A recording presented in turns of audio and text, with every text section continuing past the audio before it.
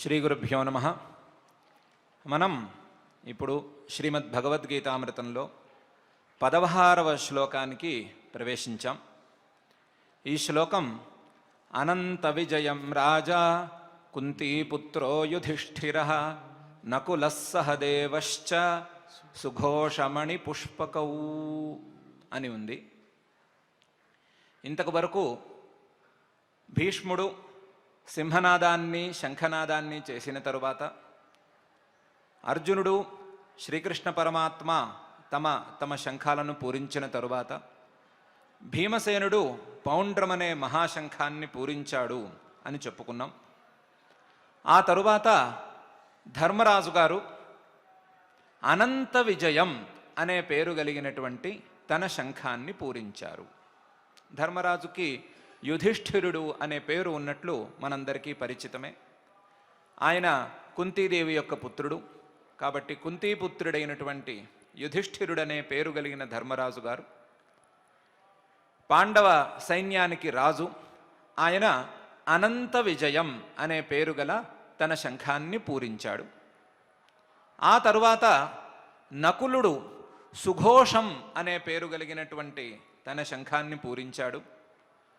సహదేవుడు మణిపుష్పకం అనే పేరు గల తన శంఖాన్ని పూరించాడు. ఇది ఈ శ్లోకానికి సంగ్రహంగా భావార్థం. కానీ మనం చాలా రోజులుగా ఒక మాట అనుకుంటూ వస్తున్నాం. యుద్ధానికి జరిగినటువంటి సన్నాహాలను ప్రదర్శించటానికి ఈ భగవద్గీతా గ్రంథం ఇక్కడ మనకు ఉపస్థితంగా లేదు. కేవలం యుద్ధ సన్నాహాల ప్రదర్శన కోసం ఈ గ్రంథాన్ని మనం వ్యాఖ్యానించుకుంటే దాదాపుగా వ్యాఖ్యానంలో మనం అన్యాయం చేసుకున్నట్టు అవుతుంది. చేసినట్లు కాదు, చేసుకున్నట్లు అవుతుంది. అందువల్ల ఏదో మంచి రహస్యార్థం ఇందులో ఇమిడి ఉంది అని మాత్రం మనం మొదలు నిర్ణయించుకోవాలి. ఏమై ఉండొచ్చు అనంటే పదాల అమరిక చూస్తే మాత్రం చాలా అద్భుతమైనటువంటి అనంత విజయం అని ఆయన శంఖం పేరు. ధర్మరాజు భౌతికమైన పరిస్థితులలో లౌకికమైన పరిస్థితులలో ఇప్పుడు యుద్ధానికి నుంచునున్నాడు. యుద్ధంలో తన శత్రువులను గెలవటానికై ప్రయత్నం చేయడానికి నుంచునున్నాడు. కాబట్టి ఈయనకు కావలసినది విజయం అని మనకు తెలుసు. కానీ తన శంఖానికి అనంత విజయం అని పేరు ఎలా పెట్టేసుకున్నాడు? ఇంకా విజయమే రాలేదు, ఇబ్బందుల్లో ఉన్నాడు ఈయన. ఇంకా చెప్పుకోవాలి అనంటే ఈయన రాజ్యభ్రష్టుడై ఉన్నాడు. రాజ్యభ్రష్టుడైనటువంటి ధర్మరాజును ఉద్దేశించి అనంత విజయం రాజా అని ఎలా అంటాం? కాబట్టి ఇందులో ఏదో ఇమిడే ఉంది, రహస్యార్థం ఏదో ఉంది. ఏమిటి ఆ రహస్యార్థం అని మనం గనక బాగా తెలుసుకోవాలి అనుకుంటే ధర్మరాజు గారి చరిత్రలో ప్రధానమైన ఘట్టాలను మనం బాగా గుర్తుకు తెచ్చుకోవాలి, బాగా కూలంకషంగా దానిని పరిశీలించుకోవాలి. ధర్మరాజు అనే క్యారెక్టర్ మనకు ఎలా తెలుసు, ఆ పాత్ర ఎలా తెలుసు అంటే మనం నాటకాలలో చూస్తూ ఉంటాం. నాటకాలలో ఒక లాల్చీ వేస్తారు, ఆయనకి రంగులేని వెలిసిపోయిన లాల్చీ వేస్తారు. మొహం కాస్త నీరసంగా ఉంటుంది, ఏమీ తెలియని వాడు మళ్ళీ ఉంటాడు. ఓ పక్కగా నుంచుని ఉంటాడు. ఒకవైపు భీముడు, ఇంకోవైపు దుర్యోధనుడు బాగా డైలాగులు చెప్తూ ఉంటారు, పద్యాలు పాడతారు, అన్నీ పాడతారు. ధర్మరాజు గారికి డైలాగులు లేవు. ఒక్కసారి తన్నోడి నన్నోడేనా, నన్నోడి తన్నోడేనా అని అడిగిన వెంటనే తలకాయ దించుకుంటాడు. ఇది మనకు తెలిసిన ధర్మరాజు గారి క్యారెక్టర్. ఇది మనం చూస్తున్నటువంటి పాత్ర. ఇంతేనా ధర్మరాజు పాత్ర? ఇంతకు మించి ఎక్కువ ఉందా? ఈ విషయాన్ని మనం బాగా పరిశీలించుకుని ఈరోజు ఒక నిర్ణయానికి వచ్చి తీరాలి. ఏమిటి ధర్మరాజు గారు మహాభారతంలో సాధించింది?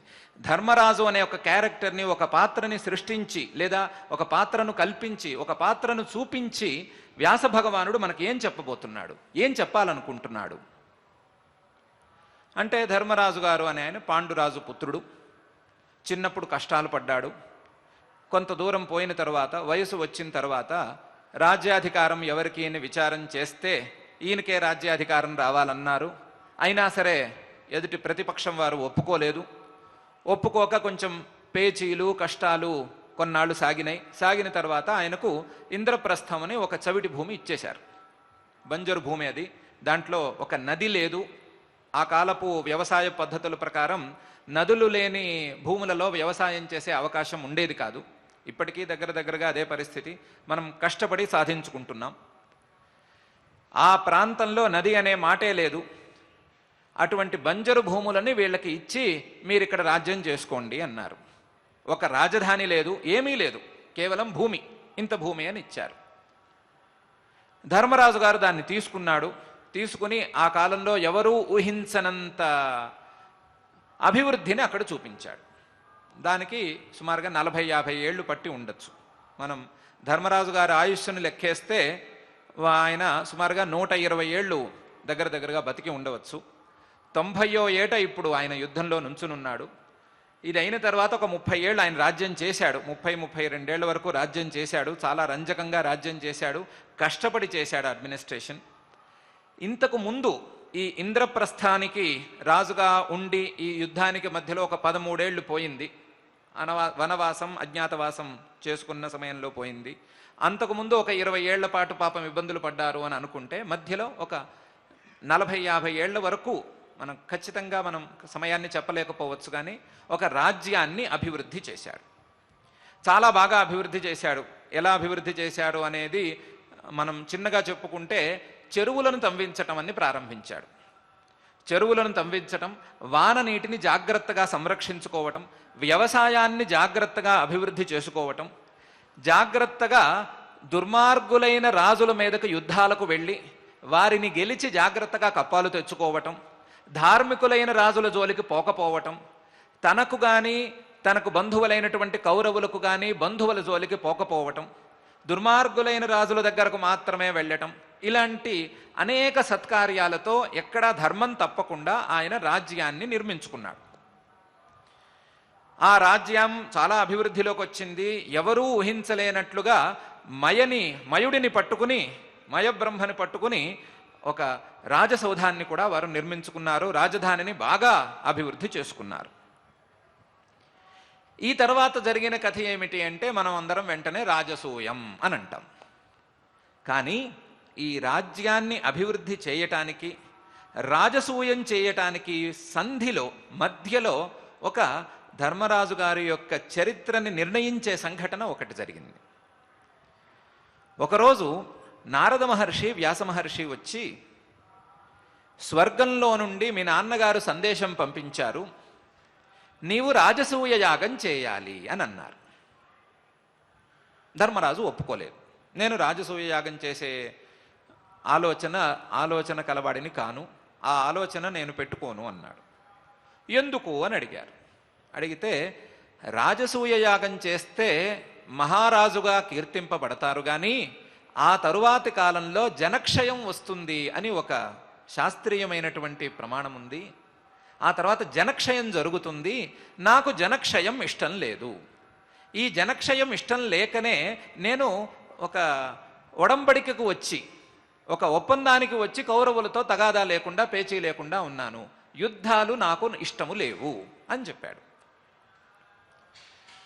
వ్యాస భగవానుడు, నారద మహర్షి పెద్దగా మాట్లాడలేదు. ఇది మీ నాన్నగారి కోరికయ్యా అని మాత్రమే చెప్పి ఊరుకున్నారు. వారు రేపు వస్తామన్నారు. ఇక్కడ రామాయణంలో పిడకల వేటైనా పర్వాలేదు, ఒక విషయం చెప్పుకోవాలి. మహర్షులు ఎప్పుడూ రాజనివాసాలలో నివాసం ఉండేవారు కారు.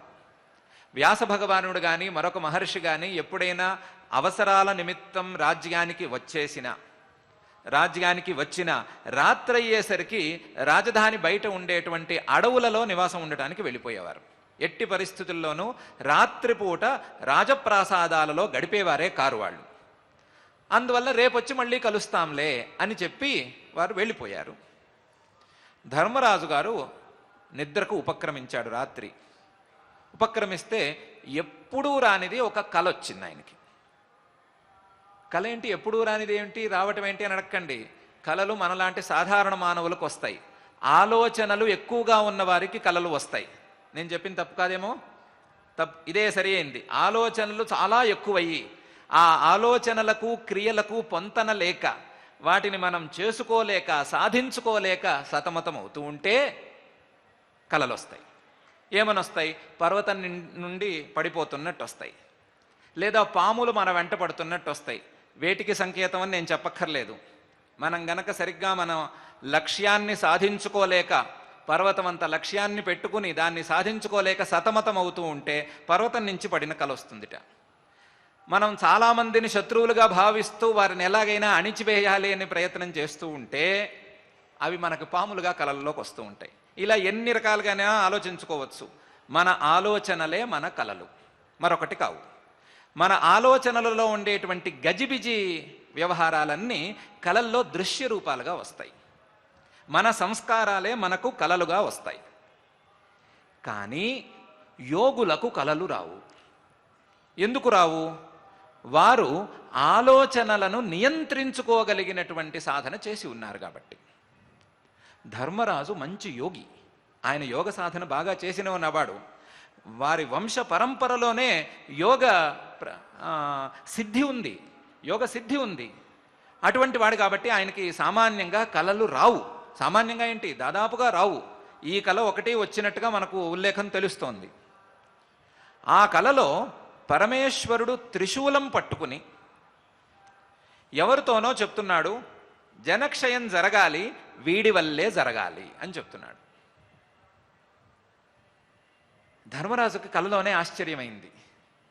నేను పొద్దున మాట్లాడిన మాట ఏంటి, ఇప్పుడు నాకు వచ్చిన కల ఏంటి, ఈ రెండిటికీ సంబంధం ఏమిటి అని చాలా ఆశ్చర్యం కలిగింది. ఆయన మరునాడు లేచాడు. లేచేసరికి పొద్దున్న వ్యాస మహర్షి, నారద మహర్షి సిద్ధంగా ఉన్నారు. ఏం విశేషం, నువ్వేం నిర్ణయించుకున్నావు అని అడిగారు. అడిగితే వారికి ఏమీ చెప్పకుండా, ఏమండి ఇలాంటి కళ వచ్చింది, ఈ కళలో ఉండగా నేను ఏ నిర్ణయం తీసుకోవాలి అని అడిగాడు. నాయనా, మీ నాన్నగారి కోరిక, పరమేశ్వర సంకల్పం అన్నీ ఒకటే, నువ్వు రాజసూయ యాగం చేయటం ఒక్కటే నీ ముందున్న కర్తవ్యం అని చెప్పారు.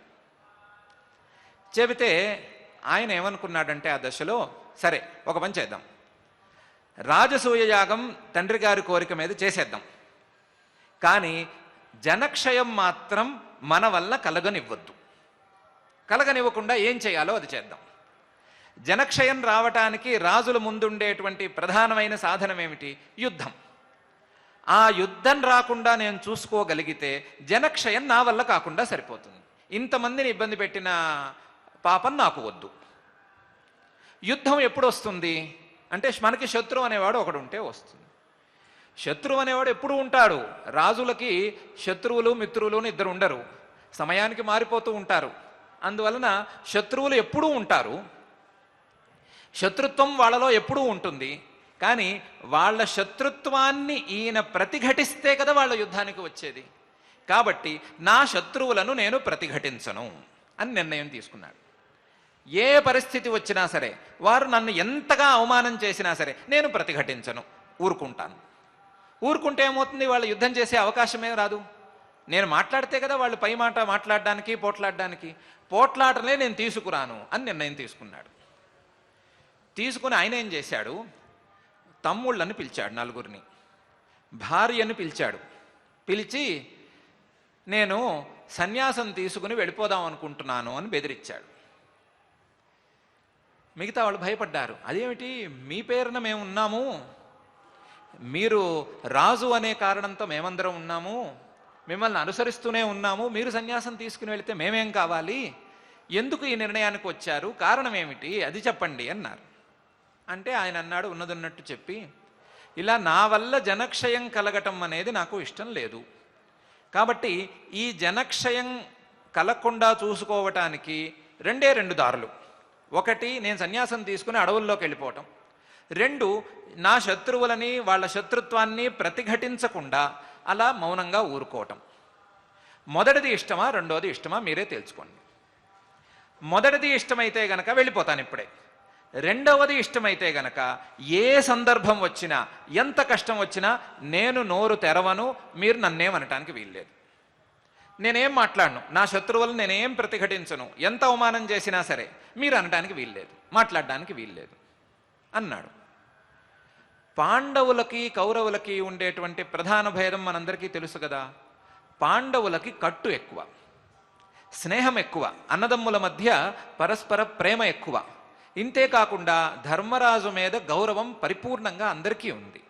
భీమసేనుడు అందరినీ ఎదిరించేవాడు కూడా ధర్మరాజుని ఎదిరించనే లేదు అని నిన్న కూడా ఒకసారి అనుకున్నాం కదా మనం. కాబట్టి వారందరూ మీరు ఎలా చెప్తే అలా నడుచుకుంటాం, మీరు ఎలా ఉన్నా పర్వాలేదు, మా అభ్యంతరం ఏం లేదు, మీరు ఏమైనా చేయండి, కానీ రాజ్యం మాత్రం చేయండి, ఎలాగైనా ఉండండి.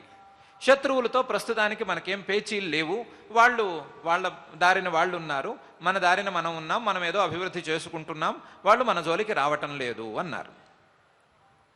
ధర్మరాజు గారు ఒప్పుకొని రాజ్యంలో ఉన్నాడు. రాజసూయ యాగం జరిగింది, పెద్ద గోల్ అయిపోయింది.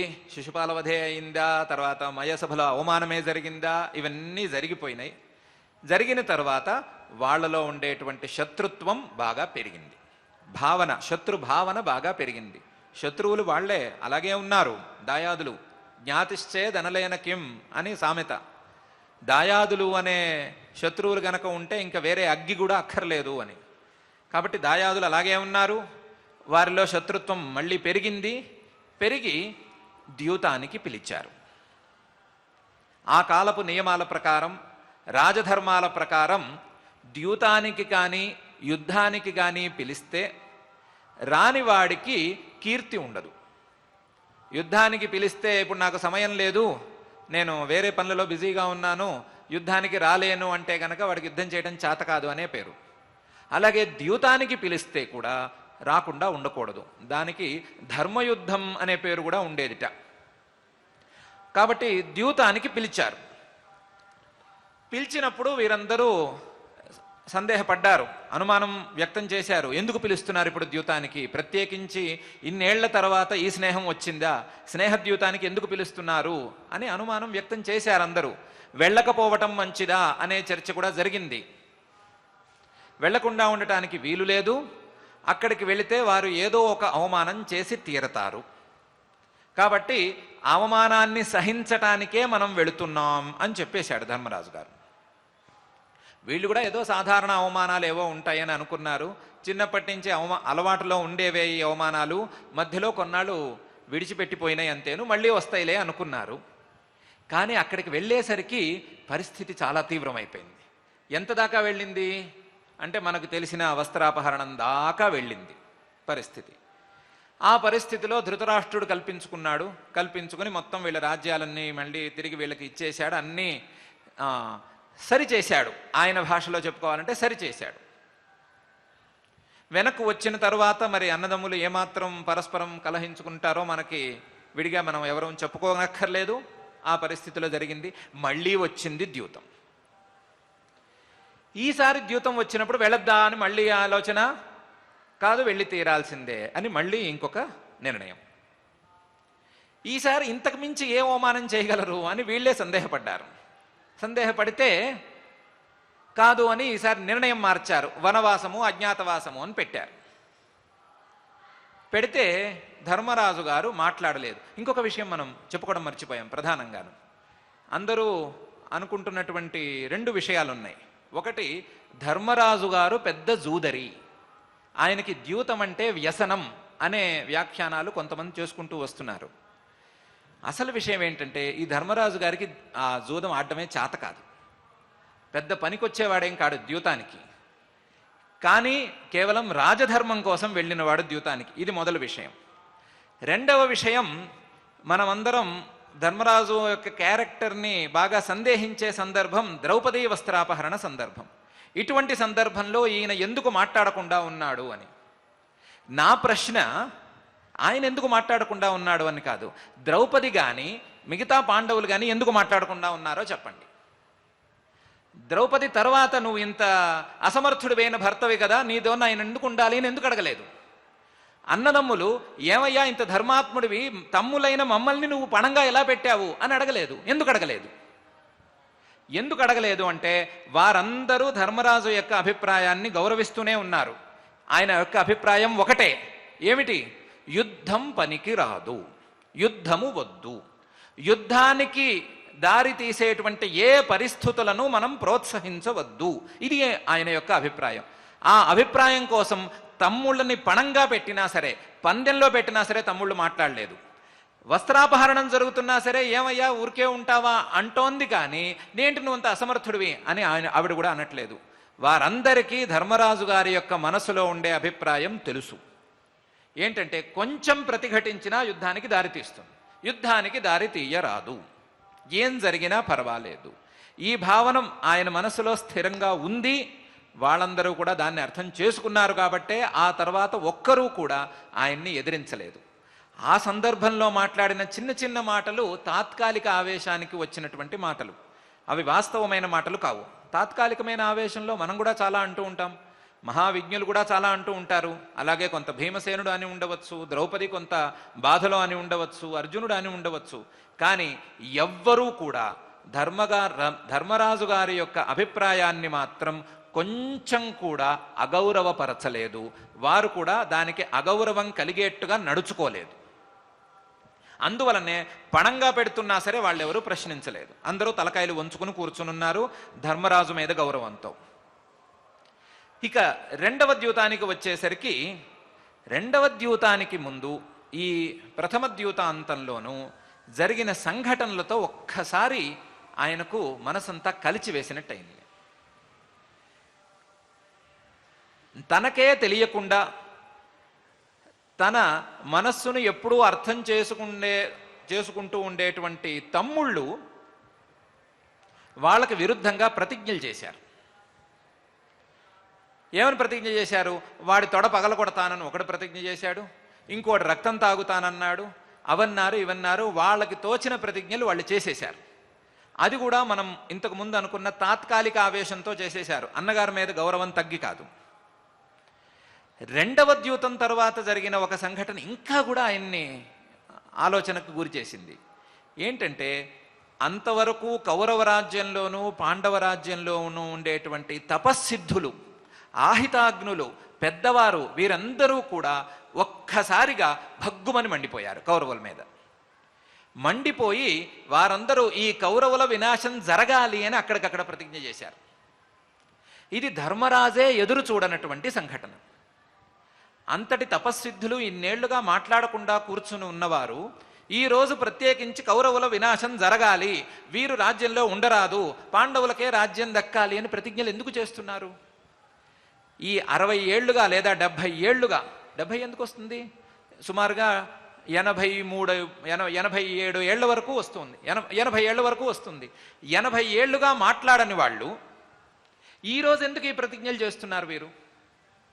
దీనికి కారణం ఏమిటి అని ఆయన ఆలోచించడం మొదలెట్టాడు. వనవాసానికి వెళ్ళిన తర్వాత మొదలెడితే ఆయనకి అర్థమైంది ఏంటంటే, నాకు వచ్చినది కల కాదు, నాకు వచ్చింది కల కాదు, అది పరమేశ్వర సంకల్పపు తాలూకు ఛాయ. ఇది నా ఆలోచన కాదు. పరమేశ్వరుడు జనక్షయానికి నన్ను సాధనంగా మలుచుకుంటున్నాడు అని నా ఆలోచన కాదు కదా, జనక్షయం కాకూడదు అని కదా నా ఆలోచన. కాబట్టి ఇది నా ఆలోచన కాదు, ఇది కేవలం పరమేశ్వరుడు యొక్క సంకల్పం, పరమాత్మ యొక్క నిశ్చయం. కాబట్టి నేను చేయవలసిందల్లా ఏంటంటే, నన్ను పరమాత్మ ఏ విధంగా వాడుకుంటే అలా వాడుకోనే అని ఊరుకోవటమే, అంతే తప్ప దానికి ఎదురు ఈదటం అనేది నా కర్తవ్యం కాదు. నా కర్తవ్యం ఏమిటి అంటే, పరమాత్మ నన్ను ఎలా వాడుకోదలుచుకున్నాడో అలా వాడకానికి సిద్ధంగా ఉండటం. పరమాత్మ ఎలా వాడుకోవాలనుకున్నాడో అలా వాడుకోవటానికి సిద్ధంగా ఉండటం అంటే ఏమిటి అంటే, నిశ్చలంగా ఉండటం, ఏ రకమైనటువంటి స్వసంకల్పం లేకుండా ఉండటం, తన యందు ఏ రకమైన కోరికలు లేకుండా చూసుకోవటం. అందుకోసం ఆయన పైకి వనవాస సమయంలో ఈ యుద్ధానికి ప్రారంభాలు చేస్తున్నట్లుగా కనిపిస్తున్నాడే కానీ లోపల మాత్రం తీవ్రమైన సాధన చేసుకున్నాడు. అనేక మంది మహర్షులతో సంప్రదింపులు చేశాడు, అనేక మంది మహర్షుల ఉపదేశాలను విన్నాడు, అనేక వ్రతాలను చేశాడు, అనేక దేవతానుగ్రహాలను పొందాడు. ఉత్తినే వచ్చేస్తుందండి అమ్మవారు 4 శ్లోకాలు చదివితే ప్రత్యక్షం అవ్వడానికి వచ్చేస్తుంది. మనం చదువుతున్నాంగా, కళ్ళు మూసుకున్నా కనిపించదే అమ్మవారు. ఆయనకు ఒకసారి చదవంగానే, ఇన్ని శ్లోకాలు చదవంగానే 26 శ్లోకాలు అనుకుంటాను కదా, 26 శ్లోకాలు చదవంగానే ప్రత్యక్షం ఎందుకయింది? ఆ సాధకుడు లోపల అంత సాధన చేసి మనస్సులో ఏ దేవతని ధ్యానిస్తే ఆ దేవత కళ్ళ ముందు ఉండేట్లుగా సాధన చేసి పెట్టుకున్నాడు. అటువంటి తీవ్రమైన సాధనని ఆయన ఈ వనవాస సమయంలో చాలా బలంగా చేసుకున్నాడు. ఆయనకు అనేక మంది మహర్షులు సహాయపడ్డారు. మనం అనుకున్న మాట మర్చిపోకూడదు. సత్కర్మ కుర్వతాం పుంసాం కర్మలోపో భవేద్యది తత్కర్మ సఫలం కుర్యు తిస్రః కోట్యో మహర్షయ. మనం గనక సత్కర్మ చేద్దామని అనుకుంటే, సత్సంకల్పాలు గనక మన మనస్సుల్లో ఉంటే తప్పకుండా మహర్షులు మన వెంటపడి మనకు సహాయం చేస్తారు. ధర్మరాజు గారు కూడా అలాగే సహాయం చేశారు. అరణ్యంలో కాబట్టి సులభంగా చేశారు. వారు కదలలేదు, ఈయనే వారి వద్దకు వెళ్ళాడు. సాధన బలంగా తయారైంది. నిశ్చలమైనటువంటి ఒక మానసిక స్థితికి వచ్చాడు ఆయన. నిశ్చలమైనటువంటి మానసిక స్థితికి ఎప్పుడైతే వచ్చాడో అప్పుడు ఆయన విజయాన్ని పొందినట్లే. ఆ విజయం కూడా ఎలాంటి విజయం? సాధారణమైనటువంటి విజయం కాదు, అనంత విజయం. ఆయన ఈ యుద్ధంలో గెలవటం అనేది ఒక పరిమితమైనటువంటి విజయం. అది అంటే ఒక చిన్న దేశం కౌరవ దేశం. ఆ కౌరవ దేశానికి ఒక 30 ఏళ్ల పాటు ఆయన రాజు. అంటే ఇటు దేశం కూడా చిన్న దేశమే, కాలం కూడా పరిమితమైన కాలమే. ఈ పరిమితమైన దేశాన్ని, ఈ పరిమితమైన కాలాన్ని గెలవటం గొప్ప కాదు, అది అంతవద్ విజయం అవుతుంది. దానికి ఒక అంతు ఉంది కదా. అలా కాదు, ఈయన అనంతమైనటువంటి విజయాన్ని సాధించాడు. అనంతమైనటువంటి విజయాన్ని సాధించడం అంటే ఏమిటి అంటే తనను తాను గెలుచుకోవటం. మామూలు విజయాలు శత్రువులను గెలవటం. అనంత విజయం అంటే తనను తాను గెలుచుకోవటం. తనను తాను గెలుచుకోవటం అంటే ఏంటి అంటే మనం ముందనుకున్నాం, పాంచజన్యం హృషికేశ అనుకున్నప్పుడు తన మనస్సును తను తెరుచుకోగలగటం. తన మనస్సును తెరుచుకుని అందులో ఉండేటువంటి పరమాత్మను ప్రత్యక్షంగా చూడగలగటం. ప్రత్యక్షంగా చూడటం, అలా చూడటం అనేదే అనంత విజయం. ఆ అనంత విజయాన్ని పొందినవాడే రాజు, రాజా. రాజా రాజా ఎప్పుడవుతాడు ఆయన అంటే విజయాన్ని పొందితేనే కదా. విజయం లేకుండా రాజ్యభ్రష్టుడై అరణ్యాల్లోనూ అజ్ఞాతవాసంలోనూ తిరిగినవాడు రాజు ఎలా అయ్యాడు? రాజు అని ఎలా అంటున్నాం మనం రాజా అని? అంటే అనంత విజయాన్ని ఆయన పొందాడు. ఎలా పొందాడు? తనను తాను గెలుచుకుని పొందాడు, తనను తాను తెలుసుకుని పొందాడు. తన మనస్సును తెరుచుకుని అందులో దాగి ఉన్నటువంటి పరమాత్మను స్పష్టంగా చూసుకున్నాడు. అది ఎలా సాధ్యమైంది? నిశ్చలమైనటువంటి మానసిక స్థితి వల్ల సాధ్యమైంది. మనం ఏవో ఆలోచనలతో మన మనస్సును నింపుకుంటూ ఉంటే, మనం ఆ రోజు అనుకున్నట్టుగా పాములు తేళ్ళు అన్నీ మన ఇళ్లలో నిండి ఉంటే లోపల ఉండే విలువైన వస్తువు దొరికేది ఎట్లా? మనం లోపలికి అడుగు పెట్టేది ఎట్లా? మన మనసులోకి మనం తొంగి చూసుకునేది ఎట్లా? ధర్మరాజు గారు అవకాశం ఇవ్వలేదు. మొత్తం ఆ పాములను ఆ తేళ్లను అన్నిటినీ పారద్రోలాడు. పారద్రోలి హాయిగా తన మనస్సులోకి తనే ప్రవేశించుకుని అక్కడ ఉండేటువంటి పరమాత్మను చక్కగా చూశాడు. చూసి అనంత విజయాన్ని పొందాడు. అందుకనే రాజా అయ్యాడు. ఆ రాజా అయినటువంటి ఆయన యుధి స్థిర, యుద్ధంలో స్థిరంగా ఉన్నాడు. యుద్ధంలో స్థిరంగా ఉండటం అంటే ఏంటి అంటే ఈ యుద్ధం నేను చేస్తున్నాను, నేను యుద్ధం చేయటం వల్ల నాకు విజయం వస్తుంది, ఆ విజయాన్ని నేను కొంతకాలం పాటు అనుభవించాలి అనే సంకల్పం లేకుండా యుద్ధంలో నుంచునున్నాడు. మామూలుగా ఈ సంకల్పం లేకుండా యుద్ధానికి ఎందుకు వెళతాము అనే కదా మనందరి ప్రశ్న. కానీ ఆ ప్రశ్నను ఆయన దాటిపోయాడు. అయితే మన ముందున్న సమస్య, మనం ఆ ప్రశ్నను ఎలా దాటాలి? ఎలా దాటాలి అంటే మనం అర్జునులం అవ్వాలి. ఉన్నటువంటి రూట్ మార్చేశారేంటి అనకండి. మనం మొదలెట్టుకుంది అందుకోసమే, మనం అర్జునులం అవ్వటానికే మొదలెట్టుకున్నాం. ధర్మరాజులాగా మారాలి అనంటే అర్జునులం అవ్వాలి. అర్జునుడికి ఇంకా కూడా మనస్సులో ఇది ఒక యుద్ధం, ఈ యుద్ధం నేను చెయ్యాలి, ఈ యుద్ధంలో నేను వీరుడినై 10 మందిని సంహరిస్తాను, వారు నాకు ఎవరవుతారు ఏమవుతారు అనే ఆలోచనలో ఇంకా ఉన్నాడు. ఆయన యుద్ధంలో స్థిరంగా లేడు, చంచలంగా ఉన్నాడు. కానీ ధర్మరాజు యుద్ధంలో స్థిరంగా ఉన్నాడు. నాకు ఈ యుద్ధానికి సంబంధము లేదు, ఈ యుద్ధం పరమాత్మ యొక్క సంకల్పం. ఆ సంకల్పంలో నేను ఒక పావుని. నుంచోమంటే నుంచుంటాను, బాణం వేయమంటే బాణం వేస్తాను. ఆ బాణం ఎదుటివాడికి తగిలితే వాడి ప్రాణం పోవాలని రాసి ఉంటే వాడు పోతాడు. లేదు నాకు తగిలిందా చూసుకుందాం, అప్పుడు చూసుకుందాం. ఎలా ఉంటే అలా జరుగుతుంది. అంతే తప్ప మనకి ఇందులో కర్తవ్యం ఏమీ లేదు. అంటే మానసికంగా ఇది నాది అనుకోవాల్సినటువంటి అవసరమేమీ లేదు అని ఆయన ఒక నిర్ణయానికి వచ్చాడు. కాబట్టే యుధిష్ఠిర అని ప్రత్యేకించి ఇక్కడ ప్రస్తావిస్తున్నారు. ఇంతేకాకుండా ఇట్లాంటి కొడుకుని కంటేనే తల్లిదండ్రులకు ఉత్తమమైనటువంటి కీర్తి లభిస్తుంది అని సూచించటానికి కుంతీపుత్ర అని కూడా కలిపారు. ఇలాంటి కొడుకుని కన్నది కాబట్టే ఆవిడకి కీర్తి ఉంది లోకంలో. ఈరోజు కూడా మనం కుంతీదేవి పేరు చెప్పుకుంటున్నాం. ఎందుకు చెప్పుకుంటున్నాం? ఆవిడ కడుపున ఇలాంటి మహానుభావుడు పుట్టాడు అని చెప్పుకోవడానికి. కాబట్టి ఇటువంటి ధర్మరాజు గారి యొక్క తత్వాన్ని తెలియజేయటం కోసం ధర్మరాజులాగా నిశ్చలమైనటువంటి స్థితికి అందరూ రావాలి. పరమేశ్వర సంకల్పంలో మనం భాగం మాత్రమే అని తెలుసుకోవాలి. తెలుసుకుని వారి వారి కర్తవ్యాలను వారు శ్రద్ధగానే నిర్వర్తించాలి అనే సూచన చేయటం కోసం ఇక్కడ అనంత విజయం రాజా కుంతీపుత్రో యుధిష్ఠిర అనే 4 పదాలను ఇక్కడ వాడారు.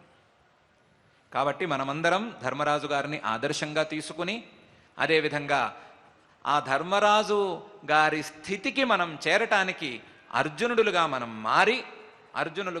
మారి మనం కూడా పరమాత్మ యొక్క ఉపదేశాన్ని పొంది మనం కూడా యుద్ధంలో, అది మన లౌకికమైన యుద్ధం అవ్వచ్చు లేదా పరమార్థ జ్ఞానాన్ని పొందేటువంటి యుద్ధం కావచ్చు, ఆ యుద్ధంలో మనం స్థిరంగా ఉండాలి. ఎక్కడ చాంచల్యానికి లోను కాకూడదు అనే విషయాన్ని ఒకసారి గుర్తు చేసుకుందాం. ఈ సందర్భంగా నాటక రంగం వారికి కూడా నా యొక్క ప్రార్థన ఒకటి ఉంది. వారిని ఉద్దేశించి దయచేసి ధర్మరాజు గారికి ఆ లాల్చీలు తీసేయండి.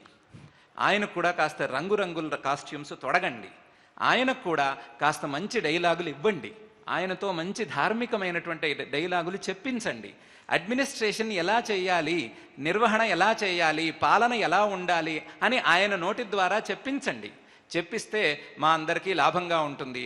మీరు ఆయన్ని ఒకరిని మూలను కూర్చోబెడితే మేమందరం బాధపడుతున్నాం. ధర్మరాజు గారి ఫ్యాన్స్ కొంతమంది ఉన్నాం, మేమందరం బాధపడుతున్నాం. మా బాధలు తీర్చండి.